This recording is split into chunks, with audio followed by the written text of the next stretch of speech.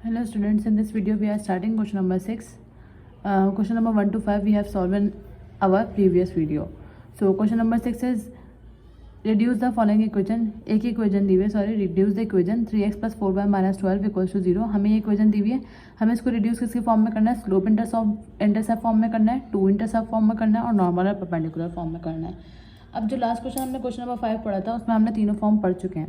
हम slope intercept form का formula भी पढ़ चुके हैं, जहाँ हमने एक स्लोप गिवन होता था और एक पॉइंट गिवन होता था.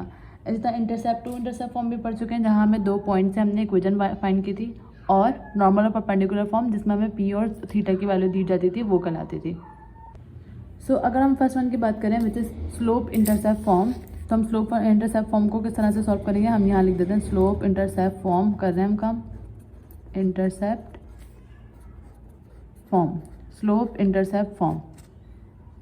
तो इसके लिए हमारे पास स्लोप इंटरसेप्ट में इंटरसेप्ट फॉर्म में कन्वर्ट करने के लिए हमारे पास क्या होना चाहिए, y is equal to m x plus c. जबकि हमारे पास गिवन इक्वेशन क्या है, स्लोप इंटरसेप्ट फॉर्म, इसका मतलब क्या है, reduce the following equation. Reduce the equation का मतलब क्या है, हमें जो भी इक्वेशन दी हुई है वो उसको हमें इस फॉर्म में लेकर आना है. तो हमें गिवन इक्वेशन क्या है, दी हुई है 3x plus 4y minus 12 equals to 0. तो सबसे पहले तो हमारे पास इधर y का जो भी कोऑर्डिनेट्स है y इधर है और बाकी सारी वैल्यूज़ इक्वालिटी के बाद है, तो हम 4y को यहीं पर आने देंगे. बाकी प्लस का 3x इधर आकर माइनस का 3x हो जाएगा, माइनस का 12 इधर आके क्या हो जाएगा, प्लस का 12 हो जाएगा. अब अगर हम यहाँ नोट करें तो y के साथ कोई भी कोफिशिएंट नहीं है, जबकि x के साथ स्लोप की वैल्यू है और c कांस्टेंट कोई भी हो सकता है. तो y के साथ कोई भी कोफिशिएंट नहीं है, दैट मीन्स यहाँ पर 4 है, तो हमें इस 4 को ख़त्म करना होगा. 4 को ख़त्म करने के लिए हम इधर क्या करेंगे, डिवाइडिंग बोथ साइड बाय 4. अगर हम इसको 4 से डिवाइड करवा दें तो 4y equals to minus 3x plus 12, इधर भी 4 आ जाएगा और इधर भी 4 आ जाएगा. इस 4 से ये 4 कैंसिल हो जाएगा, हमारे पास क्या बचेगा, y इक्वल्स टू ये अब 3x अपॉन 4, यानी ये वाला 4 हम इसके डिनोमिनेटर में भी लिख देंगे और इसके डिनोमिनेटर में भी लिख देंगे. ये क्या हो जाएगा, 3 अपॉन 4x प्लस 12 अपॉन 4. तो y इक्वल्स टू क्या आ जाएगा, ये तो कैंसिल नहीं हो सकता, माइनस 3 अपॉन 4x प्लस 4 1 4 4 3 12 3. यानी कि हाँ यहाँ पर y ये है m, ये माइनस 3 अपॉन 4 क्या हो जाएगा, m स्लोप हो जाएगा, x प्लस कांस्टेंट क्या है c. तो ये हमारी क्या हो गया, स्लोप इंटरसेप्ट फॉर्म बन गया. ये पहले पार्ट का आंसर है. अब सेकंड क्या बोला है, सेकंड में हमें क्या करना है, टू इंटरसेप्ट फॉर्मूला लगाना है. तो टू इंटरसेप्ट फॉर्मूला लिख देंगे हमें यहाँ पर. टू इंटरसेप्ट फॉर्मूला का मतलब क्या है, जो हमने 2 पॉइंट वाला फॉर्मूला पढ़ा था जब हमें 2 पॉइंट दिए हुए थे, यानी कि कौन सा,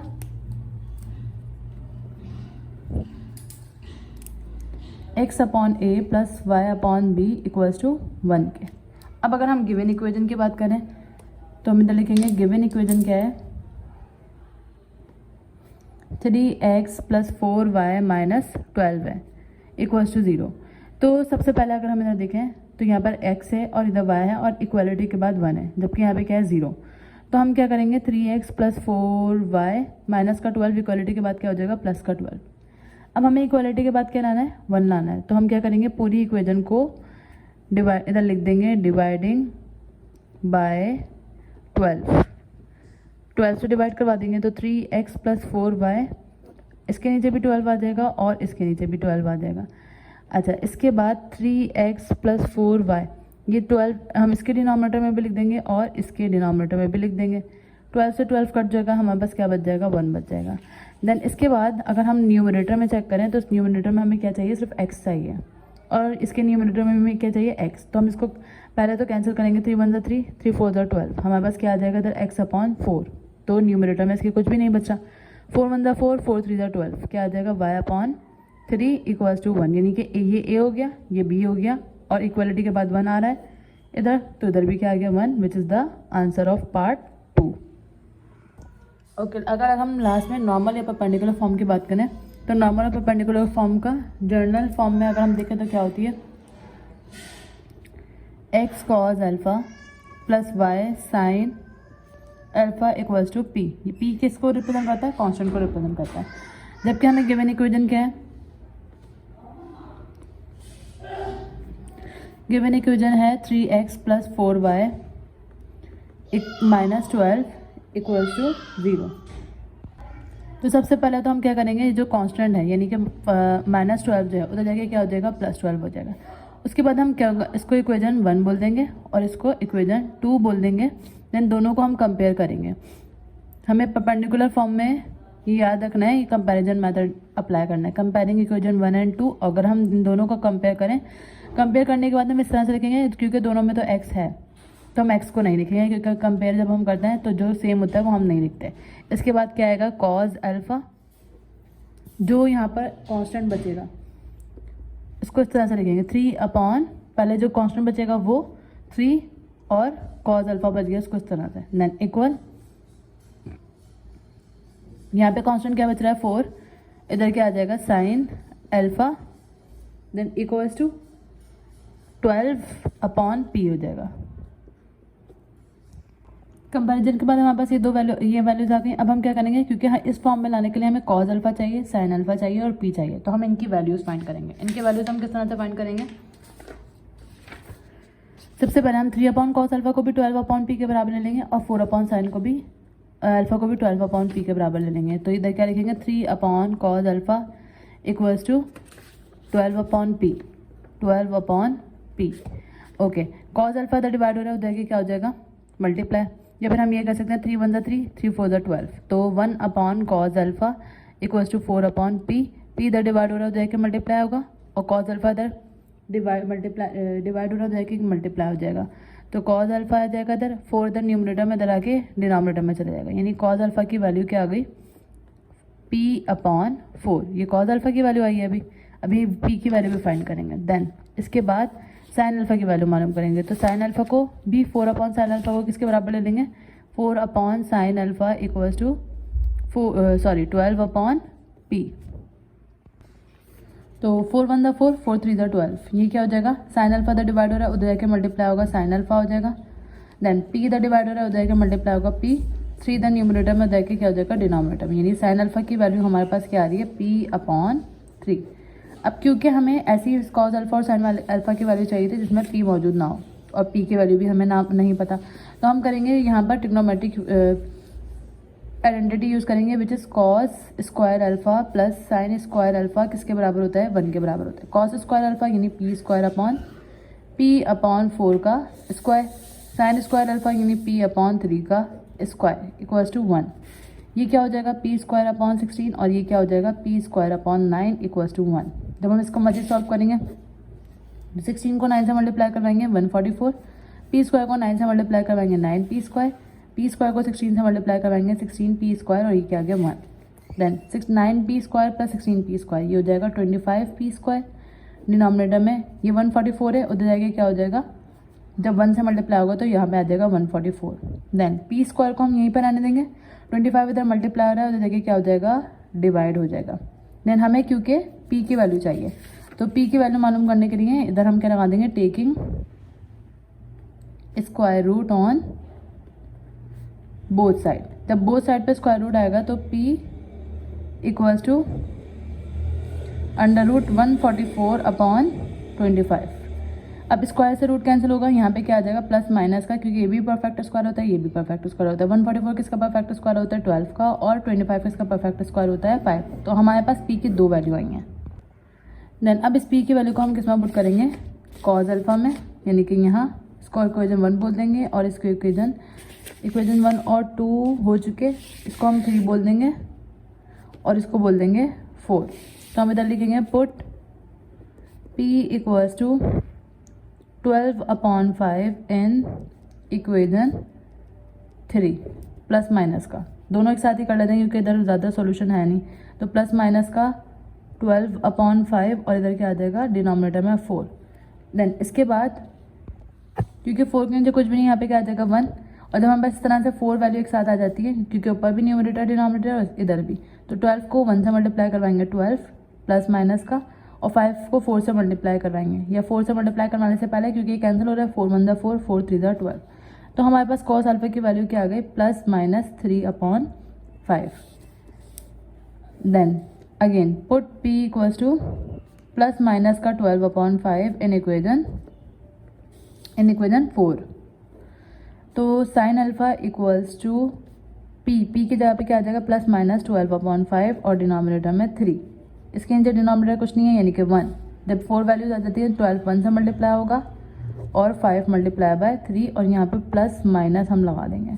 3 1 ज़ा 3, 3 4 ज़ा 12। तो साइन अल्फ़ा की वैल्यू क्या आ जाएगी हमारे पास प्लस माइनस 4/5। ये साइन अल्फ़ा की वैल्यू आ गई दो और ये कॉस अल्फ़ा की वैल्यू आ गई। अब अगर हम जनरल इक्वेशन की बात करें, जनरल इक्वेशन को हमने क्या बताया इक्वेशन 1। तो इक्वेशन 1 पी की वैल्यू भी आ गई, कॉस अल्फ़ा की भी आ गई, साइन अल्फ़ा की भी आ गई।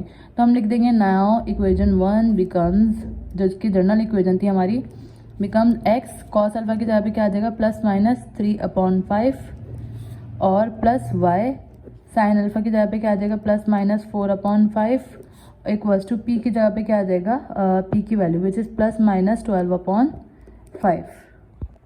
तो इसको हम क्या करेंगे प्लस के लिए अलग से सॉल्व कर लेंगे और माइनस के लिए अलग से सॉल्व कर लेंगे।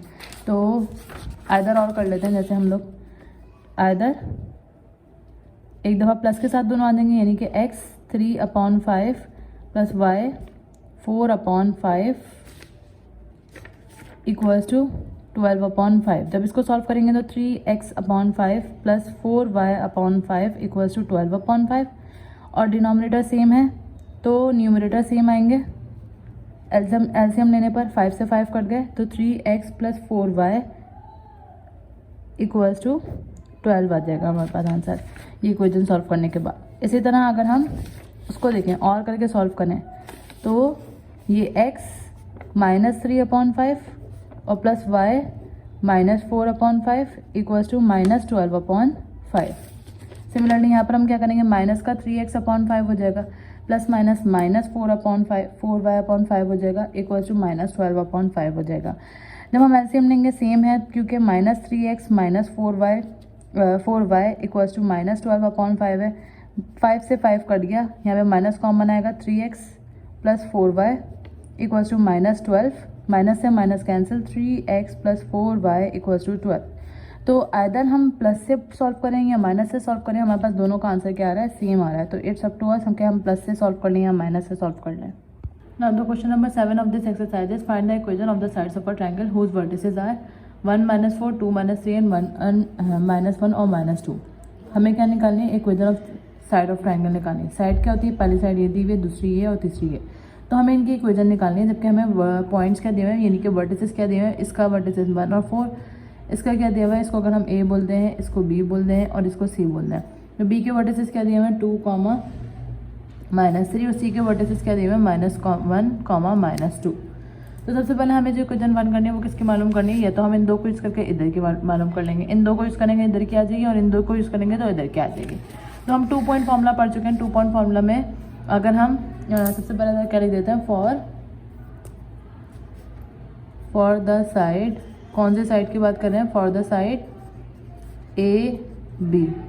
अगर हम ए बी साइड की बात करें तो ए बी के वर्टिसेस क्या दिए हुए हैं ए और बी, यानी x1 y1 क्या हो जाएंगे x1 y1 1 और 4 और x2 y2 2 और 3। तो हम इधर क्या लिख देंगे x1 is equals to 1, y1 is equals to 4, x2 is equals to 2 और y2 इक्वल्स टू -3।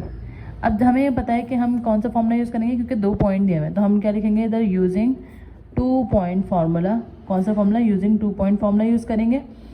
और 2 पॉइंट फार्मूला में क्या था x y 1, पहले x1 के कोऑर्डिनेट के नीचे 1 और 2 और x y के कोऑर्डिनेट के नीचे 4 और -3 और 1 के नीचे 1 एज इट इज आ जाएगा। अब हम इसका क्या ले लेंगे डिटर्मिनेंट ले लेंगे, यानी कि यहाँ प्लस आएगा, यहाँ माइनस और यहाँ प्लस आएगा।